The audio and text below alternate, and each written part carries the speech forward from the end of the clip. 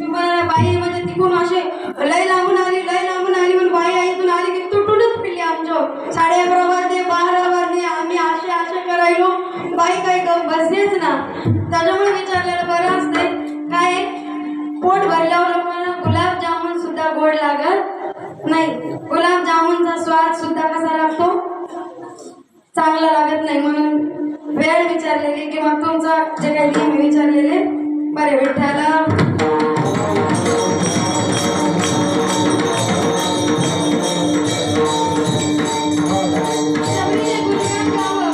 शबरीने दररोज देवाला बोलवावं रामा हे प्रभू हे श्रीरामा रामा रघुनंदना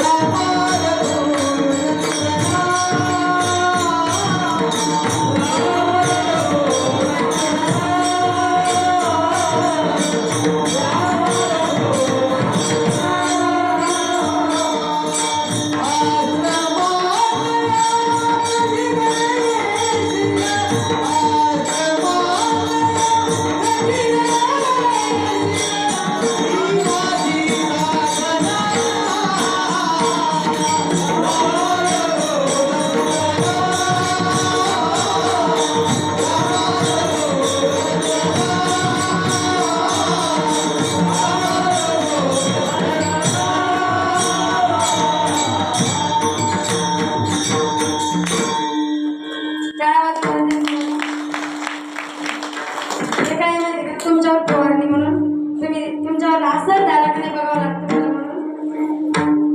कधीतरी देवाला म्हणा 2 मिनिटं चिंतन ध्यान देऊन ऐका झालं आपण शेवटाकडे जातोय 5 मिनिटांनंतर.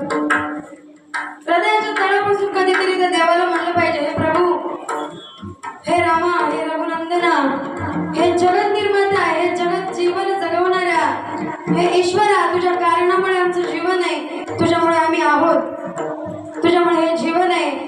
तू या जगामध्ये मला पाठवलंस या नरदेहामध्ये मला जन्म दिलास.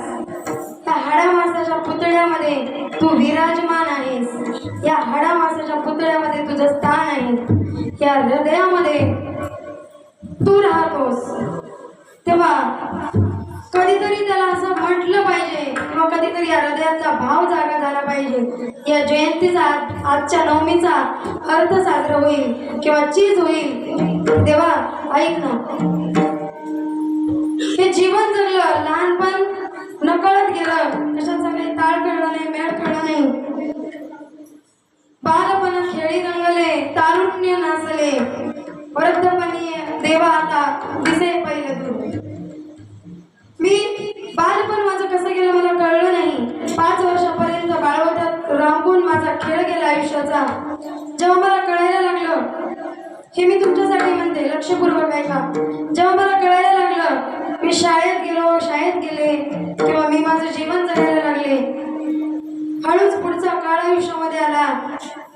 एका परीक्षेच्या शाळेच्या कुठल्या तरी प्रवाहात मी पेटला गेलो. मला कधी तुझी आठवण आली नाही.